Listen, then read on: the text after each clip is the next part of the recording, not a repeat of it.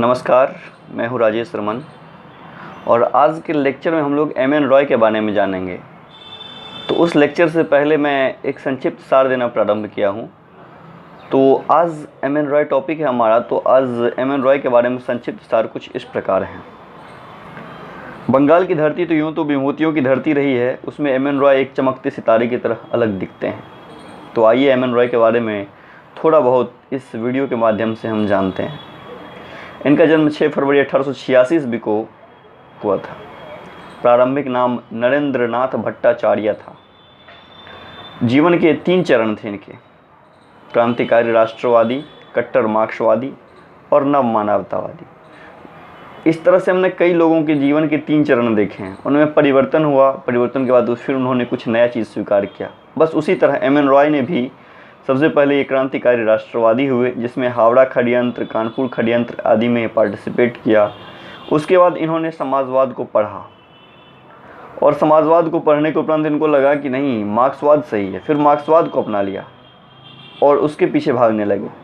इस दौरान कई शहरों, देशों विदेशों का दौरा किया इन्होंने। रूस प्रवास, मैक्सिको, बर्लिन, तमाम जगहों पे गए और अपने जीवन के अंतिम फेज में ये नवमानववादी हो गए। इनकी महत्वपूर्ण पुस्तकें मैं इस प्रकार लिख दिया हूँ, आप इसको ज़रूर से ज़रूर नोट कर लें क्योंकि ये काफ़ी इम्पोर्टेंट्स हैं। एक बार मैं नाम बोल दे रहा हूँ: India in transition, India's problems and their solutions, 1 year of non cooperation. ये 1923 में 1921 में हुए असहयोग आंदोलन पर इन्होंने लिखा था। इसके बाद the future of Indian politics, इसके बाद scientific politics, the problems of freedom, new humanism और मैनिफेस्टो 1947 में। इसके अलावा इन्होंने कई सारी किताबें लिखी हैं, लेकिन जो मुझे महत्वपूर्ण लगा मैंने सोचा कि वो आपसे साझा करूं। इसके बाद युगांतर व अनुशीलन समिति में काफ़ी इनका जुड़ाव रहा। मैक्सिको में सर्वप्रथम इन्होंने साम्यवादी दल की स्थापना की, जो कि रूस के बाहर का पहला साम्यवादी दल था। 1918 के बाद जब समाजवाद को बढ़िया से घनघोर तरीके से ये पढ़ाई कर रहे थे, तो उसके बाद इन्होंने अपना नाम परिवर्तन कर लिया था और उसी के बाद अपना नाम एम.एन. रॉय रख लिया था। 1925 में भारत में साम्यवादी दल की स्थापना की। 1930 में भारत वापसी की।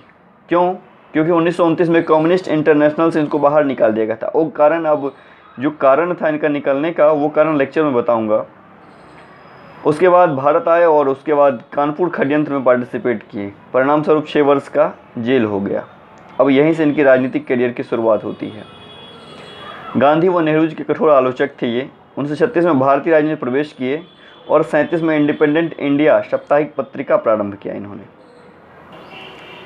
1935 में लीग ऑफ रेडिकल कांग्रेसमैन की स्थापना इन्होंने की। 1940 में रेडिकल डेमोक्रेटिक पार्टी की भी स्थापना कर ली, लेकिन 46 में मिली करारी हार के उपरांत 48 में पार्टी को बंद भी करना पड़ गया और उसके बाद ही मानवतावादी होने का प्रारंभ हो चुका था इनका। हालांकि नवमानववादी ये थे, मार्क्सवाद से निराशा के उपरांत ही नवमानववाद की तलाश में निकल गए थे। ये नवमानववाद बताऊंगा लेक्चर में। 1952 में रशियन रोमांटिसिज्म एंड रिवॉल्यूशन लिखे इन्होंने। 1948 के उपरांत मानववादी हो गए थे और उसी समय देश हमारा आज़ाद भी हो गया था। दल विहीन लोकतंत्र व शिक्षा पर विशेष बल दिया। यहाँ इनके अंदर मिल की झलक मिलती है और थोड़ा थोड़ा जेपी की भी। नवमानववाद में व्यक्ति को केंद्र में रखकर, उसकी बुद्धि को सर्वोच्च मानकर, स्वतंत्रता के साथ रखते हुए समाज को और अधिक महत्वपूर्ण माना। समाज को ही सबसे ज़्यादा बाद में महत्वपूर्ण मानते। कहीं कहीं रूसो से हम इनको चर्चा के दौरान बात करेंगे, रूसो से भी मैच होता है। 1954 में इनका स्वर्गवास हो गया। दुनिया के तमाम विचारों से प्रभावित हुआ, नए विचारों के सृजनकर्ता के रूप में इन्होंने अपने आप को स्थापित किया।